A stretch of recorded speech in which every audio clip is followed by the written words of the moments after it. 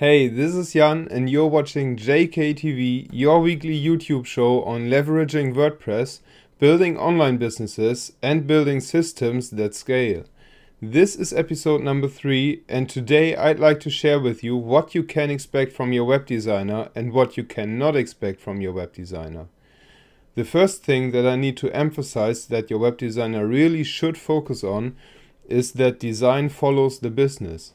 This means that the business objectives are more important than having a fancy design. For example, if your fancy design doesn't fit your target audience and therefore your website doesn't create any leads, your website isn't a good business asset. So fancy design is not more important than having the business goals and supporting the business goals with your website.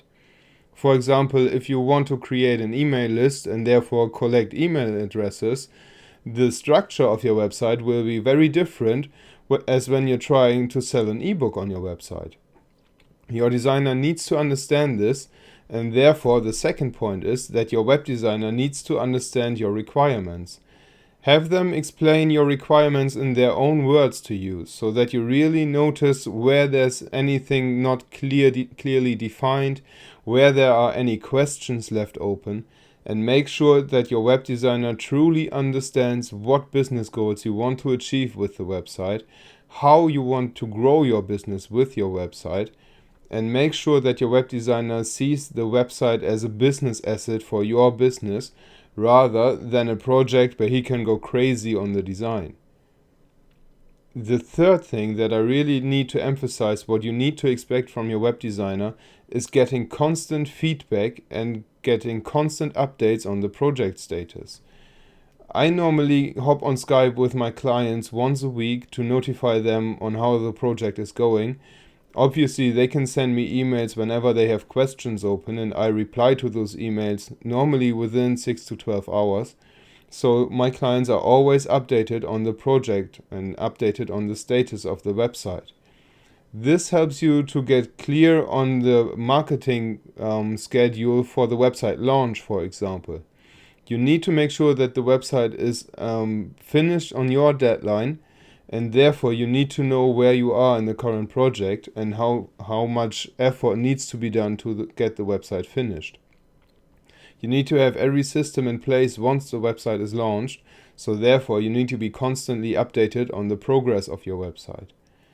The last point that you need to expect from your web designer is that you get an individual design either based on a design created from scratch, or on a design that's based on a theme which is customized for your needs.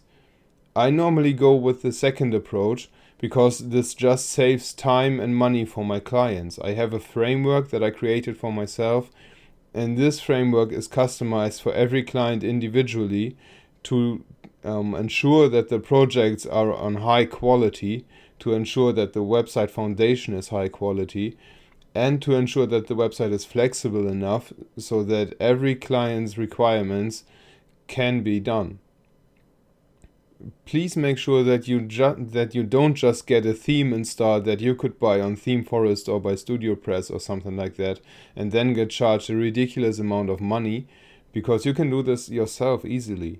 Make sure that the web designer delivers an individual design, that the design fits your business goals, and that the design follows the business goals. That's the most important thing.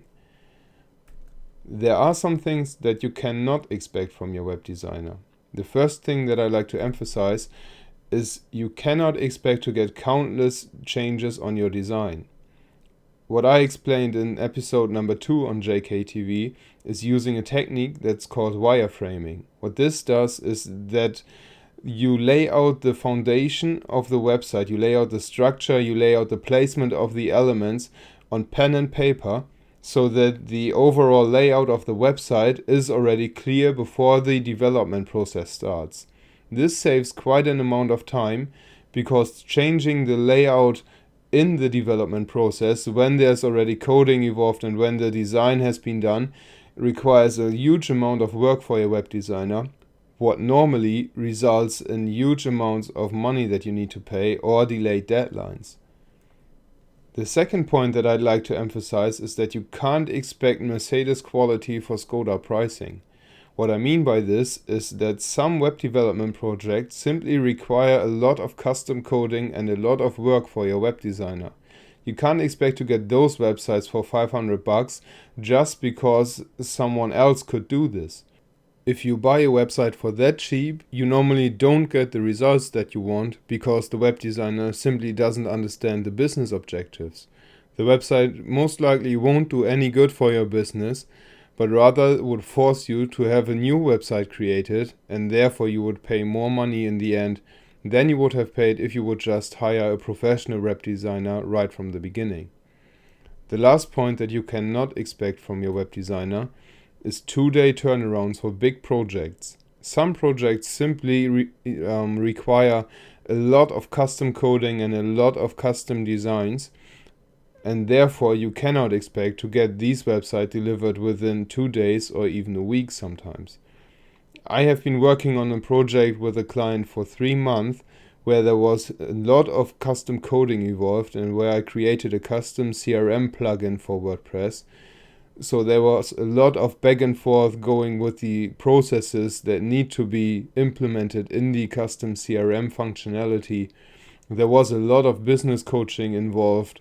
There was a lot of fiddling with the design involved. So sometimes projects in web design just take their time. Don't rush through web design projects because that most often ends with a result you are not happy with, and you will need to pay more money in the end to fix this first web design project.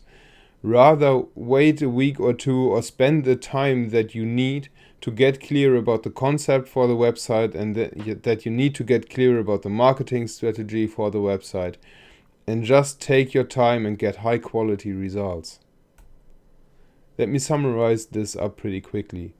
What you can expect from your web designer is that design follows the business and that your web designer clearly understands your requirements. What you can also expect is that you get constant feedback and project updates, and that you can get an individual design either created from scratch or by a customized theme. What you cannot expect from your web designer are countless design changes, is Skoda pricing for Mercedes quality, and short turnarounds for big projects. So there you have it. I hope this makes it easier for you to hire the next web designer and to streamline the web design process.